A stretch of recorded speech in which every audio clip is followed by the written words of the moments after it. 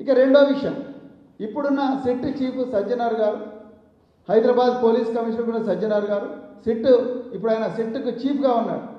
ఇప్పుడు రెండవసారి ఏర్పాటు చేసిన సిట్, పొలిటీషియన్లను వేధించడం కోసం ఏర్పాటు చేసిన సిట్ ఏదైతే ఉందో ఆ సిట్కి ఆయన చీఫ్గా ఉన్నారు. నేను ఏమంటున్నా అంటే సజ్జనార్ గారికి ఈ సిట్ను లీడ్ చేసి ఈ ట్యాపింగ్ వ్యవహారాన్ని విచారించే నైతిక అర్హత ఆయనకు లేదు, ఆయన ఎలిజిబుల్ కాదు. ఎందుకు? ఇదే సజ్జనార్ గారు 2015లో ఇదే ప్రస్తుత ముఖ్యమంత్రి రేవంత్ రెడ్డి గారు టీడీపీ ఎమ్మెల్యేగా ఉన్నారు. మరి ఆనాడు ఎమ్మెల్సీ స్టీవెన్సన్, ఎవరైతే స్టీవెన్సన్ ఉన్నాడో స్టీవెన్సన్కు 50 లక్షల నోట్ల కట్టలు ఇచ్చి ఓటు కొనుక్కోవడానికి, ఎమ్మెల్సీ వేం నరేందర్ రెడ్డి ఎమ్మెల్సీ కోసం ఓట్లు కొనుక్కోవడానికి లంచం ఇస్తున్న కేసులో పట్టుబడ్డాడు. ఆనాడు డిఐజీ ఎస్ఐబిగా సజ్జనార్ గారు ఉన్నారు. ఇంటెలిజెన్స్ చీఫ్గా ఇప్పుడున్న డీజీపీ శివధర్ రెడ్డి గారు ఉన్నారు. వాళ్ళకి తెలియదా ఇవన్నీ ఎట్లా జరుగుతాయో? వీళ్ళందరూ రేవంత్ రెడ్డి ఆ లంచం ఇస్తున్న సమాచారం ఏ విధంగా సేకరించిందో వాళ్ళకి తెలియదా?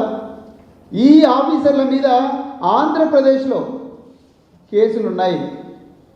ఆనాడు ఆంధ్రప్రదేశ్లో చాలామంది రాజకీయ నాయకులు వీళ్ళ మీద, ఈ సజ్జనార్ గారి మీద, ఇంకా మిగతా ఇంటెలిజెన్స్ ఆఫీసర్ల మీద Bhavanipuram police station, Guntur police station, Kurnool police station, Alipiri police station, అదేవిధంగా Visakhapatnam police station, Payakarao police స్టేషన్లో ఇన్ని పోలీస్ స్టేషన్లలో వీళ్ళు మా ఫోన్లు ట్యాప్ చేసిండ్రని చెప్పి ఆనాడు ఇంటెలిజెన్స్లో ఉన్న అధికారుల మీద పోలీస్ కేసులు అయినాయి.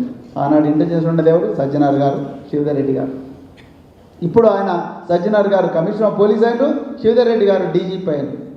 మీరు ఏ అర్హతతోని ఈరోజు ఈ ట్యాపింగ్ కేసు మీరు ఇన్వెస్టిగేట్ చేస్తున్నారు? తెలంగాణ ప్రజలు గమనించాలి. వీళ్ళకి తెలుసు ట్యాపింగ్లు ఎందుకు చేస్తారో తెలుసు, ఏ చట్ట ప్రకారం చేస్తారో తెలుసు, ఎవరిని పట్టుకోవడానికో చేస్తారో తెలుసు. అయినా కూడా వీళ్ళే కేసులు ఎదుర్కొంటున్నారు. వీళ్ళు ట్యాపింగ్లు చేసినారు. వీళ్ళు వచ్చి తెలంగాణలో మళ్ళీ ట్యాపింగ్ కేసు ఎట్లా ఇన్వెస్టిగేట్ చేస్తారు? ఒక్కసారి ఆలోచించాలి.